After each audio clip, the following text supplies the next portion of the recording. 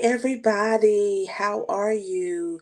My name is Kesha L. Hayes. I am a transformational leader in healthcare, and I want to welcome you back to my live. Thank you so much for week after week joining me. I really appreciate it. Your support is just wonderful, okay? I can't thank you enough. Those of you who can't make it when I'm going live, please hit that hashtag replay and let me know that you're going to be joining me at a later time. Okay. I am going to continue doing the work so that we can continue to build futures and connect generations. Okay. I just am so grateful that you're here with me tonight. Those of you who are new, I want you to please leave your name, leave where you're from. Let me know that you enjoyed it. Those of you who watch me every week, I want to know, are the topics okay? Are you learning anything? Is there something that you want me to talk about? Okay. So I'm going to jump right in it. Okay. Thank you so much for being here. But once again, I am a transformational leader in healthcare. For some of you who know me, that's great. I know you know some things about me, but I want to share with my audience tonight and just remind you all of some things that I do. I am a licensed practical nurse and I am a community residential care facility administrator. That means that I can run any assisted living community in the state of South Carolina. I also have my master's in healthcare administration and my master's in human resources. So I've been fortunate and blessed enough to be able to do a lot of different things. And it's all needed for this journey, this transformative journey in healthcare, whether it be navigating the healthcare system for your loved one, whether it be you wanting to become a healthcare professional, whether it's self care, because most healthcare professionals do not provide that to themselves. We spend so much time caring for other people, we sometimes do not care for ourselves. So, all of that is what I do. And I love it. I absolutely love it. I am deeply committed to it. Okay. So, I get to do the thing that I love on a daily basis. My school, Professional Development and Training Services, we are an entity, a post secondary institution serving all of the Southeastern region. We help people become nursing assistants, EKG technicians, phlebotomists, medical assistants, and even medication technicians to be able to pass meds, in an assisted living community. So we're proud of the people that we're getting to train and educate because after they come through our program, they go off to take care of those that are very vulnerable and need proper care, which are our elderly, who I call aging beauties, okay? And aging beauty is a person with exemplary wisdom. The beauty is in the wisdom, it is not the gender. They should be celebrated and valued daily, okay? So, with that being said, I'm here to talk to you about if you have a loved one that is making the transition from being cared for at home to being cared for in an assisted living community, I have some things that I want you to look for whenever you're trying to make that decision, okay?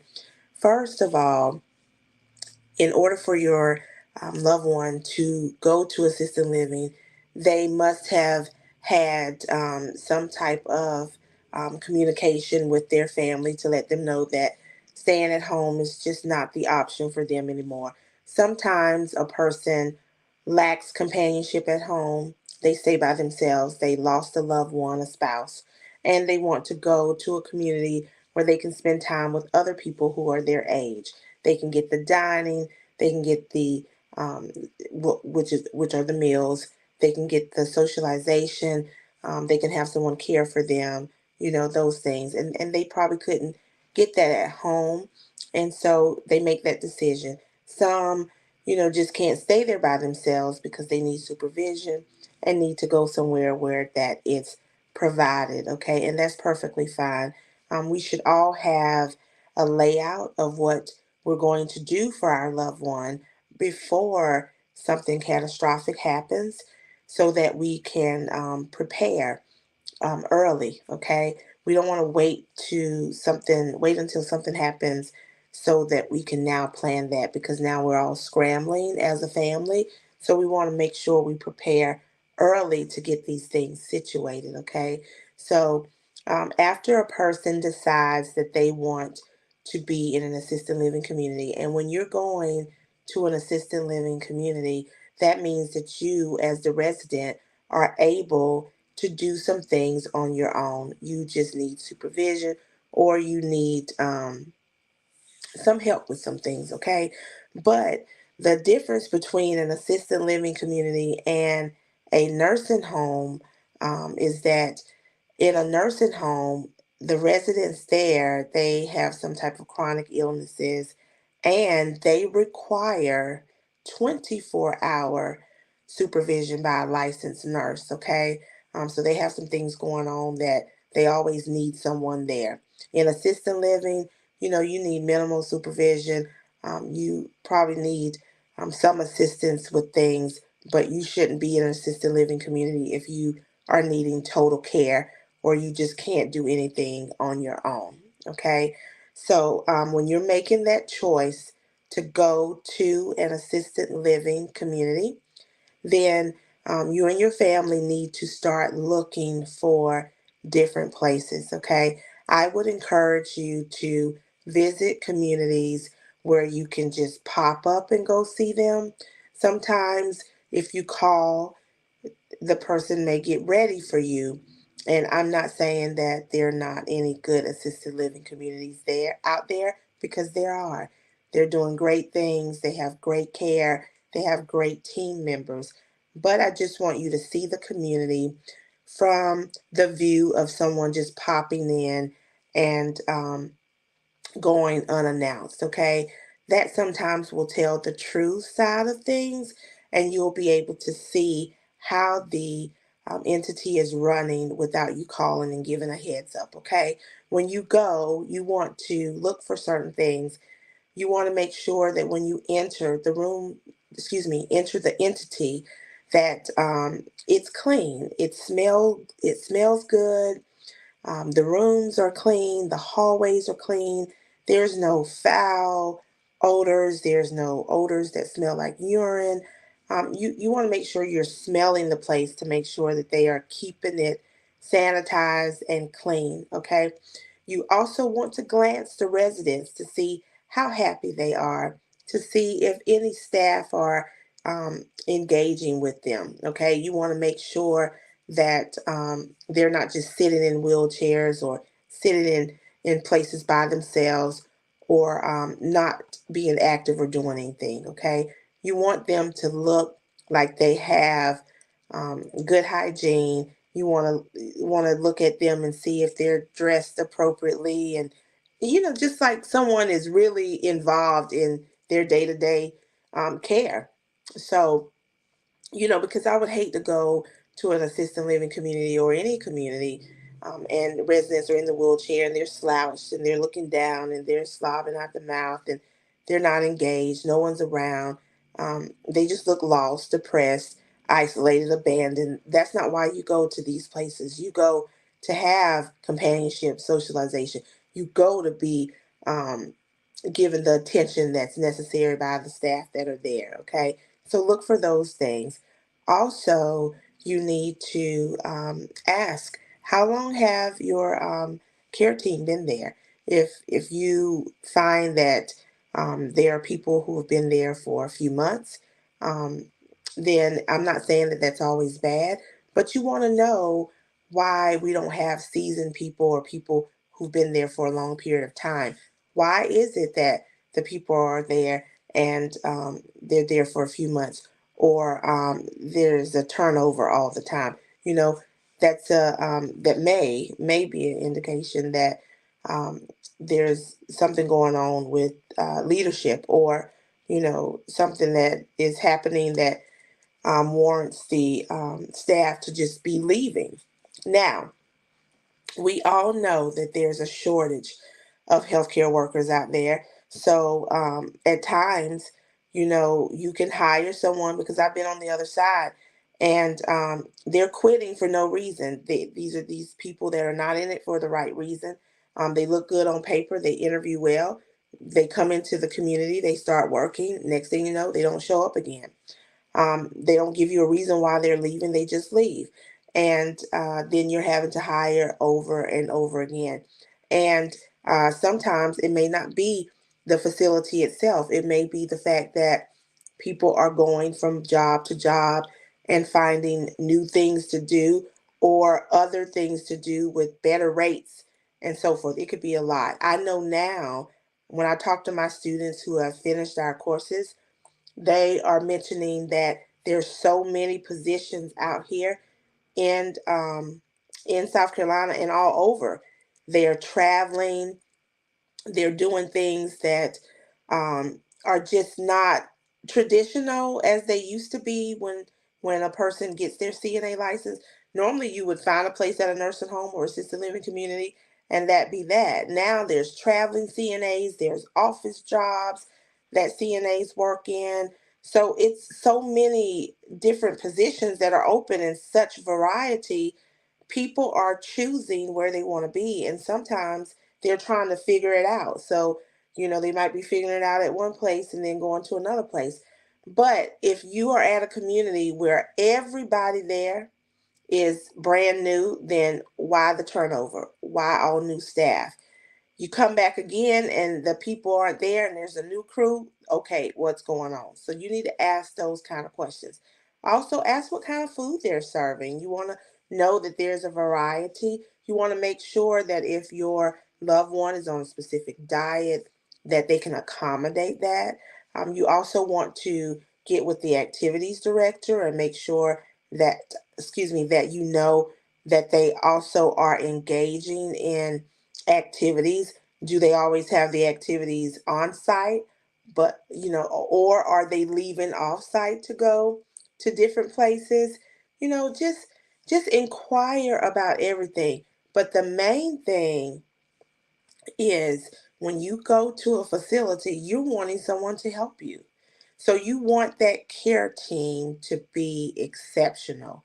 You want that care team to really understand what it means to care for an older adult, and you want that care team to be someone who has a vocation and a calling to do that, and that they are going to do it well. So you want to know what how care is being provided. How often do the care team provide you with showers? How often is it that you may go to the beauty salon if they have one there? Ask those questions. I know when you're in an assisted living facility, when you first come in, they should be sitting you down and finding out what works for you. They should be providing care for you on a person centered basis, unique for you. Everybody can't be cared for the same way. I am not going to receive the same care as Sally down the street. I have my own set of needs. So they should be finding out what is it that will make you happy, okay? And you need to find out what is included in your rate, because you have to pay to go to an assisted living community. Some people are paying privately. Some people had long-term care insurance that they're using, okay? Whatever it is that they're accepting at the assisted living places nowadays, you're paying for this service, okay? And you want to know what's included. You want to know that care is going to be provided to you in a unique manner. So another thing, for these caregivers that are listening, you do such a wonderful job. Your role is just so magnificent. And because these people are already paying to receive care at the facility, then they don't owe you anything else. Sometimes residents feel like they need to give a caregiver a tip, or they need to reward the caregiver with something extra. Caregivers should not be receiving any monetary tips. They should not be receiving anything extra to care for these loved ones. The facility is paying the caregivers an hourly salary or an annual salary, whatever position you might be in, that is your salary from that facility. Nothing extra should be coming from the resident. I know sometimes residents and their families may bring candy or other types of cookies and treats for the staff, and that's perfectly fine if you've ran it by your supervisor or that's a policy that they've approved. But money and doing other things as a favor so that you can provide the care for them that's already needed and necessary and within the rights for them to have because they are paying for it and that's your job to do that for them. No, that's not the case. Okay, so those of you who are just joining, I'm Kesha L. Hayes. I'm your transformational leader in healthcare. We're talking about people making the decision to go to an assisted living community and what all they should look for. So, to recap, when you go to these facilities, show up unannounced so that you can see um, the true viewing of the entity. So you want to pop up and make sure that people are being provided the care that is exceptional. Okay, they are engaged in activities. They are around staff that you see who are loving, who are attentive to them. You can smell the hallways and they smell nice and fresh, and the place looks clean. Okay, and you want to make sure there are choices in the dining room. You want to talk about the activities and what the schedule is. Look at the calendar that the activities director makes and see what all they have to offer. Make sure the dining staff can accommodate your diet. Find out if there's a doctor that rounds in the facility. How are you going to get to your doctor's appointments? Okay, who's going to wash your clothes? Is there laundry service? What about housekeeping? You want to ask all these questions, and ultimately, you want to be comfortable in knowing that this is the place for you to live and live comfortably because we are wanting our residents, our older adults, our aging beauties to age in grace. Okay. I know there's this term out there called, or phrase out there, age in place. And I have nothing against that. You can be anywhere aging, but if it's not in grace, it's not acceptable to me. Okay. Aging in grace is with dignity and respect, and everywhere you go, you should be shown that. The staff that cares for people out here in this world, they do so many things for these loved ones, and they should be commended for the job that they do. If you are in healthcare and you're busting your butt and you're working hard and providing these residents with what they need, kudos to you. It's a hard job, and I just feel for you, but I thank you because you're doing something so great and magnificent. If at any time you are trying to make the transition to look for an assisted living community, there are people out there that are assisted living locators. They can locate places for you. They can actually go with you. They can make sure that you are looking at the right things, looking in the right areas, and they can help find places for you that meet your needs. So you can Google that and find assisted living locators, people who specialize in doing that, okay? But ultimately, you need to feel safe at that place, okay? And you don't need to leave your home feeling lonely and abandoned or needing to be in an environment that shows companionship and social engagement and then get to that environment and feel the same way. You are wanting to live your life, the rest of your life, to the best of your ability, and you want to live it to the highest and to the fullest, okay? So I just wanted to give you all those tidbits, and I just want to say if you're ever going to visit your loved one in an assisted living community or in a nursing home, adult day center, wherever, you want to scan your resident to make sure that they are getting the proper care. You can look at how their clothes looks on them. You can look at um, just the hygiene overall. You can look at their hair. You can also go to their room and see how clean it is. You can look at how engaged they are. Are they happy? All of that. Make sure you pay attention to that, because sometimes residents can be screaming for help and not wanting to say anything, because remember, when you leave them, they're still there with those people. And sometimes they don't want to tell you what's happening to them, because if you leave, they still have to be cared for by those people. And if individuals are doing harm to them and they tell you, and it's not rectified, when you leave them, they could potentially be in a situation that something else can happen to them as well. So scan them, make sure they are getting the best care. If you find that they're not, investigate it, okay? And continue to come and see your loved one, okay? Make sure you stay active and you interact all the time, so that they understand and know that someone is watching. And if it's found to be something that's not right, some form of abuse, you need to move them out of that facility into another one, okay? Abuse is not acceptable, and anyone who is doing that to a resident or anyone, they will face consequences.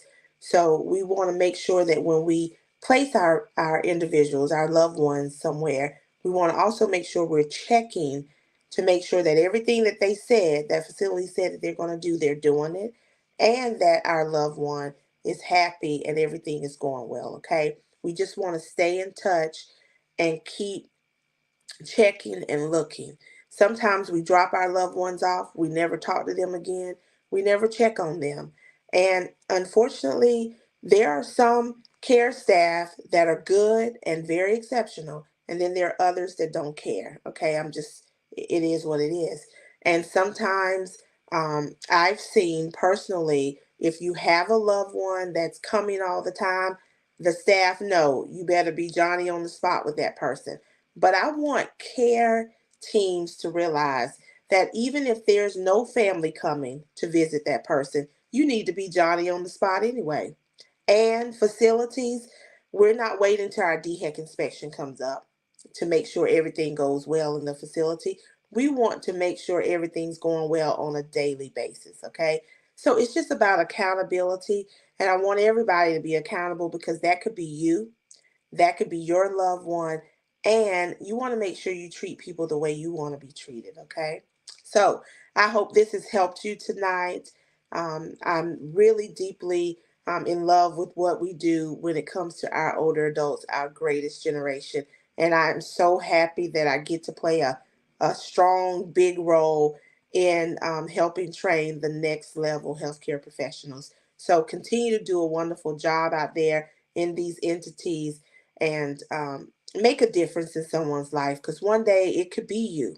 Okay, and if you're living longer and you're gonna when you live longer, you're going to be aging, and one day, you may need that care, and so we want to provide it so that good things come back to us. Okay, so we sow good seeds, and we're going to harvest good things. Okay, so before I leave, I just want to leave you with something inspirational. Okay. My Facebook friend, my friend in real life, my sister Jennifer Reed, I was scrolling on Facebook and I happened to see something that she had placed on her Facebook page, okay? And she had something about a God jar, okay? A God jar. And I created my God jar today. I wish I could show y'all. I'll probably take a picture a little bit later and post it on Facebook. But a God jar is for you to put things in the jar that you want God to do, things that you're not working on, things that you want him to work on and do. Okay, because when I can't, when you can't, God can. Okay, God can do all things. Okay, so this God jar is for you to write a list of things that you want God to work on, what you want God to do. not you work on it, because there's no need for you to tell God to work on it if you're going to work on it. Okay. So you write your list and you be intentional. And I wrote my list today. And then you take a piece of paper and you take a separate sheet of paper for each item you want God to handle. So you write that list so you'll know what it is that you put on those separate sheets of paper. But then you put everything you want him to handle on a separate sheet of paper. Okay. So I wrote my list. I had about 10 things I wanted him to work on for me. And I separately had 10 pieces of paper that I placed in the jar with those 10 separate things that I wanted him to help me with. And that holds me accountable to know that when I start thinking about it, that I know that it's in the God jar. I don't need to go pick it back up. It's in there. Now, if weeks or months or time go by and I realize that something in that God jar wasn't handled, then I can put it in there again. Okay. It's not that we're reminding God because He knows everything, but we're wanting to make sure that we don't pick it up again. So that was so inspirational for me to see that. I hardly get to see what a lot of people post on Facebook for some reason. I see the same thing over and over, or I see certain people post, but I happen to read that, and I know it was God who wanted me to see that. And I have created my God jar. It's going to hold me accountable.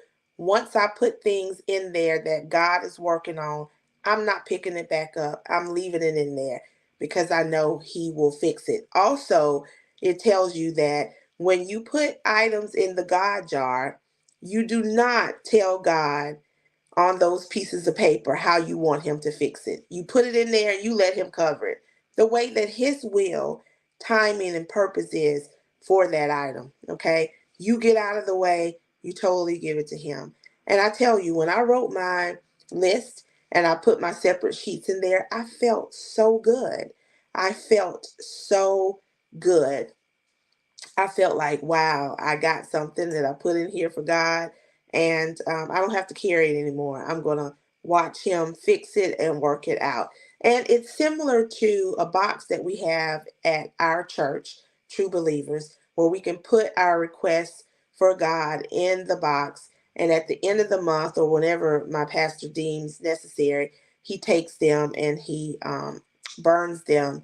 And I tell you, there is nothing I have ever placed in that box that did not come true for me. So I know that it works. And I am just so thankful that I saw that. I even went a step further because there was some oil that was prayed over for me. And I took that oil and I dropped me some oil in the center of that jar and around the jar. Okay. So now my God jar is blessed for sure, and I know God is going to work things out. So try that, and let me know how it's going for you. But I want you to have a magnificent rest of your week and a wonderful weekend. I want you to know that you're beautiful, that you are loved, and that you are doing a wonderful job, and to continue walking in your purpose. Okay, to continue doing the great things that God has called you to do. And I want you to not give up. I want you to keep at it and keep your eyes on the prize, because one day, all the things that you want, all the things that you've asked for, they will come if it's God's will. Okay? Have a wonderful night and be blessed. Bye.